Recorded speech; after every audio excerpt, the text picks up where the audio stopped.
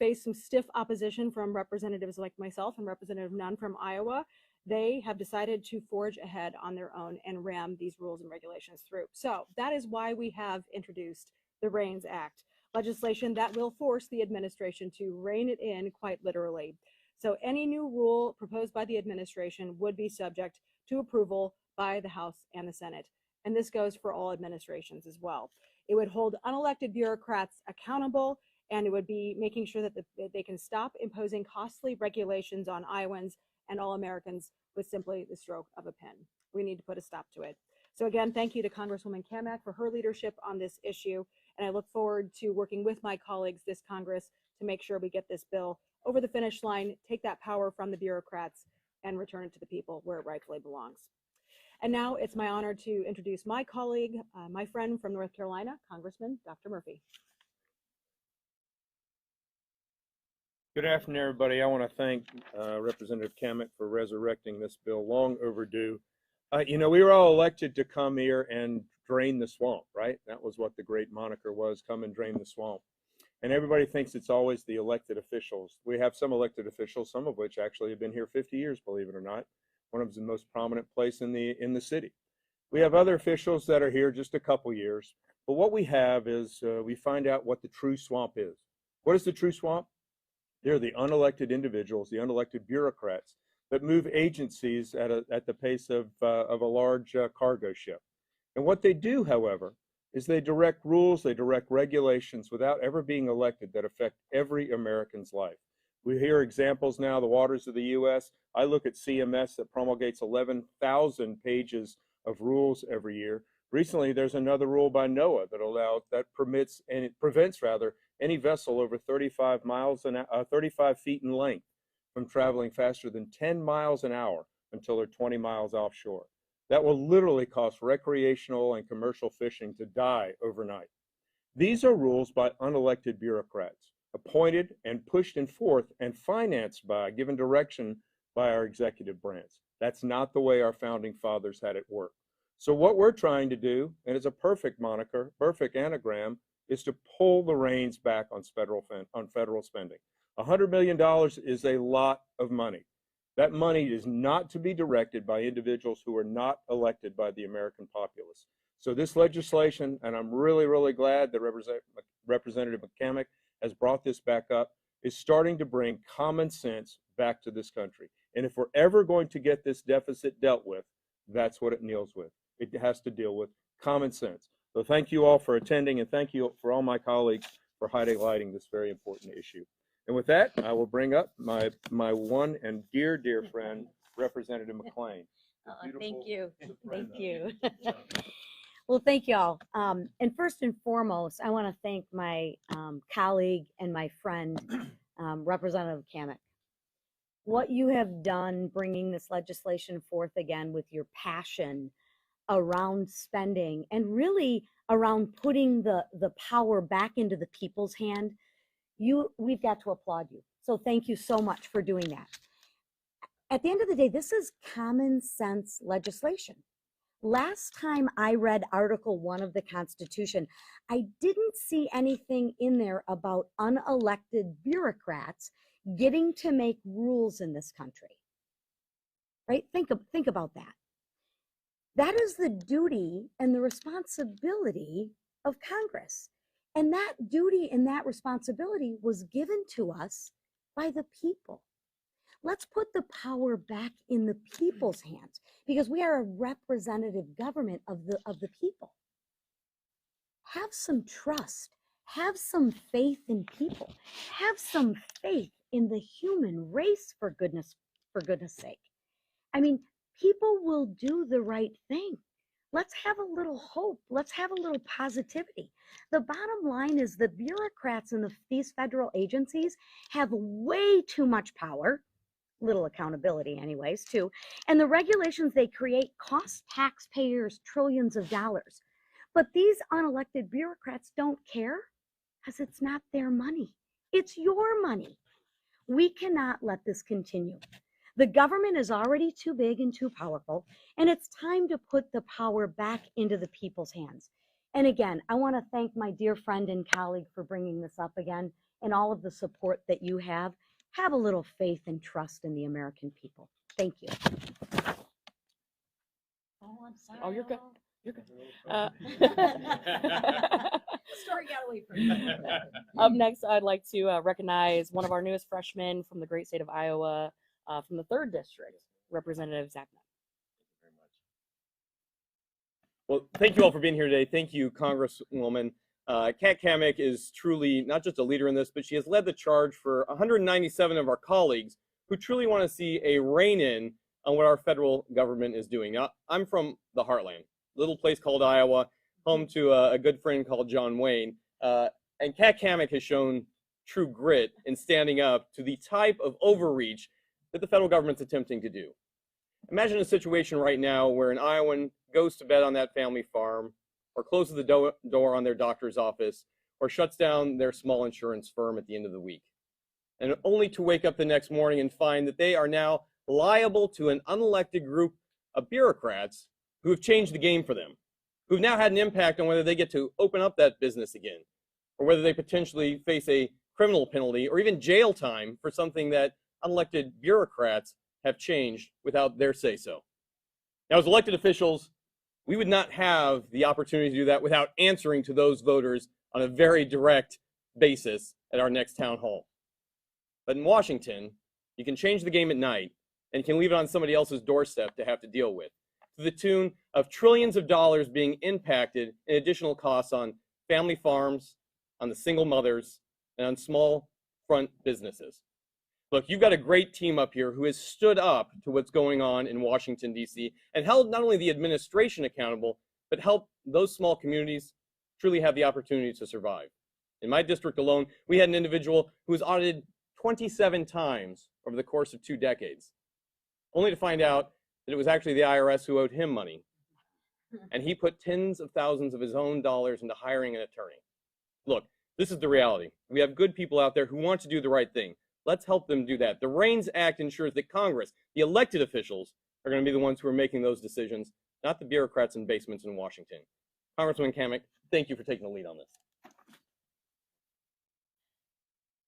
Also, one of our outstanding freshmen I would like to introduce at this time, Mr. Mike Collins from the great state of Georgia, also a truck driver by trade.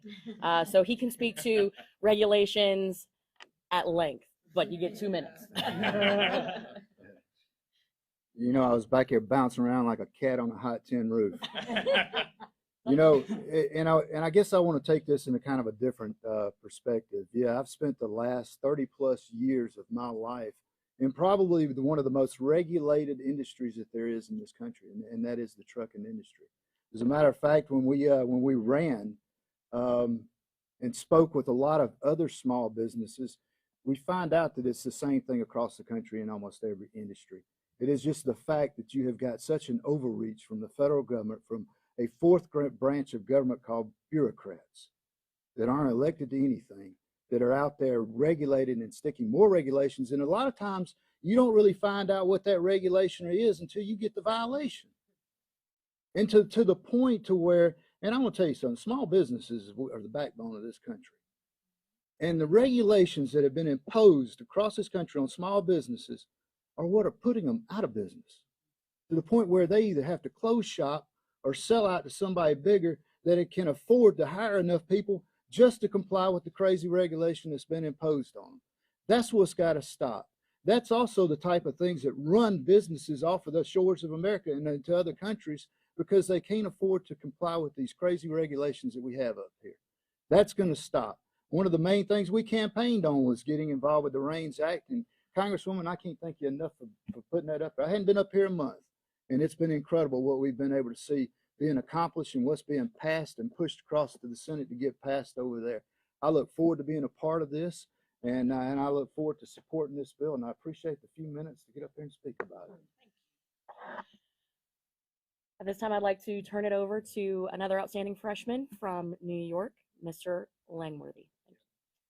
Hello, thank you so much, and I really want to salute you, Representative Cammack, for bringing this bill forward. It's so important. I had the privilege of serving on a presidential transition and saw just the fact that only 5,000 faces changed from one administration to the next, just what the size and scope of the federal bureaucracy really has become. Members of Congress on both sides of the aisle are accountable to our constituents and the taxpayers of this country. They're overburdened, they're overregulated, and that has to stop. You know, the accountability sitting with the members of Congress is what's so important, and we have to take action in order to take the powers back that our Constitution has laid out and from the founders. The executive branch has gotten too big, too strong, and the bureaucracy is driving the train. So thank you for leading this effort, and I look forward to this bill's passage. And going to the other side of the country, I'd like to bring up my good friend and our final speaker from the great state of California, Mr. Doug LaMalfa.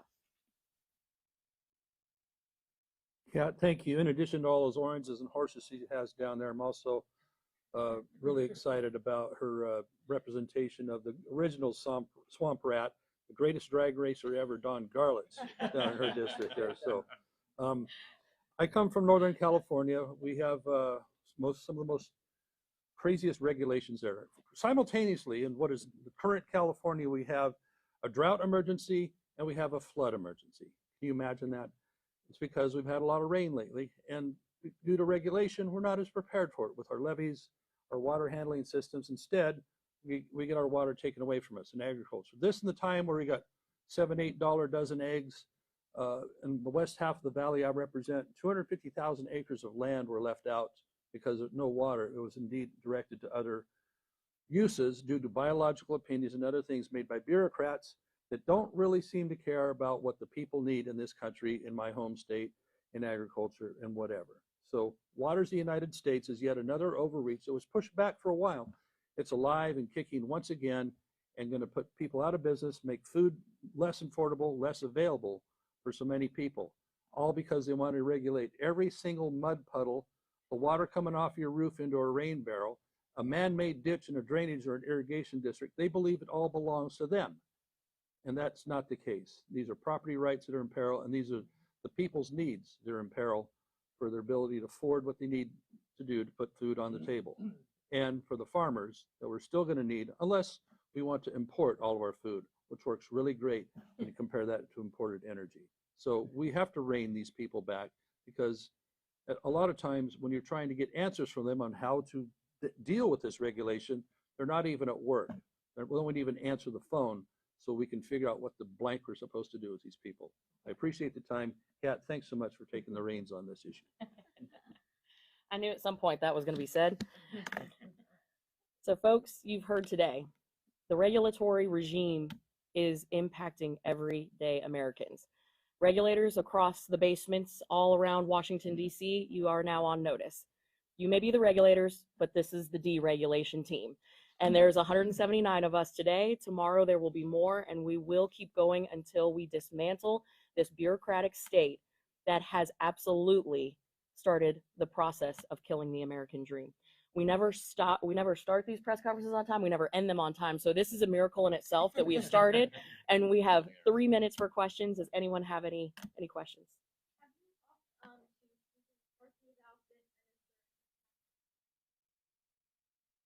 So no timeline on when this will hit the floor, but leadership is aware. We see this as an opportunity to really address some of the reckless spending in Washington.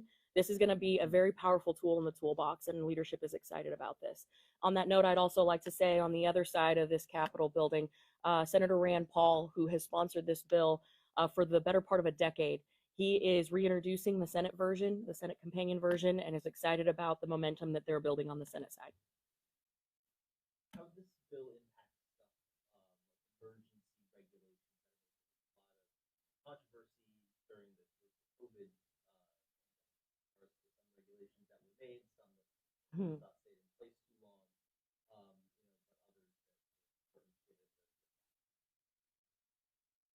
others that weren't given how would that work? So I think under an emergency declaration, that's unprecedented, right? And I think most of us up here, if not all, would agree that we're well past the time to roll back the emergency declaration for COVID. One of the things that we are focusing on are the big ticket items that are driving our deficit, driving our debt. And certainly we have started that process of looking for where the fraud, the waste and abuse with COVID spending and regulatory environments have occurred. But this problem is so much bigger than just the emergency environment in a once-in-a-lifetime type pandemic. We're talking about generations that have endured red tape every single day in every single product, in every service, in every aspect and corner of our life. So while that is a part of it, I think we're focused on the bigger picture of how do we rein in the regulatory environment in this regime that's continuing to suppress our economic opportunity here. Last call? All right. Thank you.